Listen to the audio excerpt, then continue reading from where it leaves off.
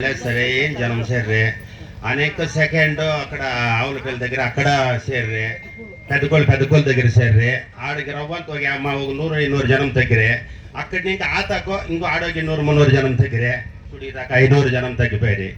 మనం రైతులు ఇట్లా ఒకరికొకరు ఒక నాటికోవడానికి మనం తగ్గుతామంటే మనం ఏం చేసేకయ్యదో మనం అందరూ ఒక యూనిటీగా ఉండాలా, ఒక అన్నదమ్ములుగా. ఈ ఇంట్లో వచ్చి జాతి కులము భేదం అనేది లేదు. రైతు సంఘం అంటే పచ్చటు వాళ్ళంటే అందరూ ఒకటే. మన భూములు పోతా ఉంటాయి, మన భూములు పోయినాక మనము బతికే ప్రయోజనంలే.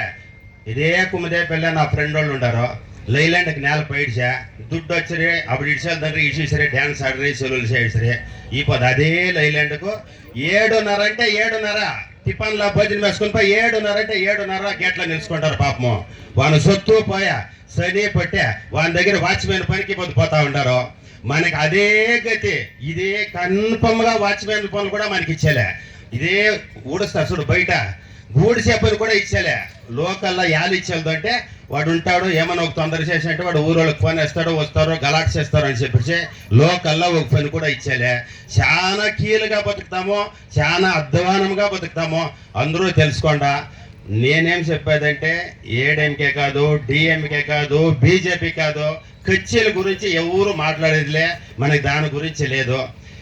మనం ఇప్పుడు ఒక ఎలక్షన్ పెడతామంటే 2 నిమిషాలు ఏం బెజారు పడుతుందంటే అన్ని కచ్చీలు వాళ్ళు ఇస్తూ ఉంటారు. ఒకే మాట, ఒక ఎలక్షన్ ఒక పంచాయతీ ఎలక్షన్ పెడతామంటే దిగుని ఇంకా చెప్తా, ఒక వార్డ్ నంబర్, ఒక వైస్ ప్రెసిడెంట్, ఒక ప్రెసిడెంట్, ఒక కౌన్సిలర్ ఏమిటికుండారు అంటే దాన్ని చెప్పండి చూస్తామా. అందరికీ తెలిసిందే విషయమే.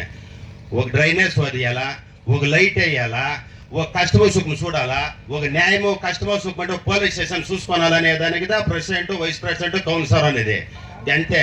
కానీ దీన్నే మనము ఇదే మాదిరిగా ఏమిటి అవన్నీ చేసేది పంచాయతీని చూసేకి. ఇప్పుడు గవర్నమెంట్ ఏమే, నేను తప్పుగా తెలుసుకోవద్దు, నేను దూరం చెప్పలేదు, నేను ఏకచ్చేవాడు కాదు. ఇప్పుడు గవర్నమెంట్ ఎవరిది? DMK government.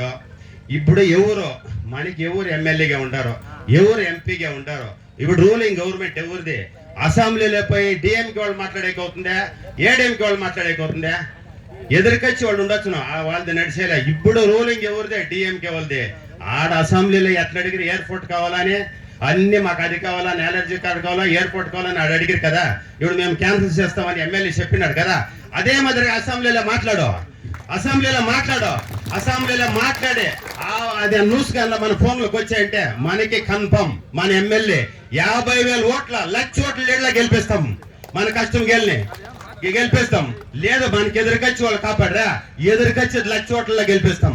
మనందరి కష్టమో ఎవడు కాపాడతాడో ఈ పొద్దు వాడే దేవుడు.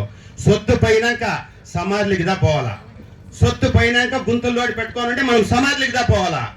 50 లక్షల రూపాయల సొత్తుకో 3,60,000 దాయిచ్చిరి. నాకు ఊగ నెల మేము నిద్రపోలే. 50 లక్షల రూపాయల సొత్తు నాది, 3,60,000 ఇచ్చిరి.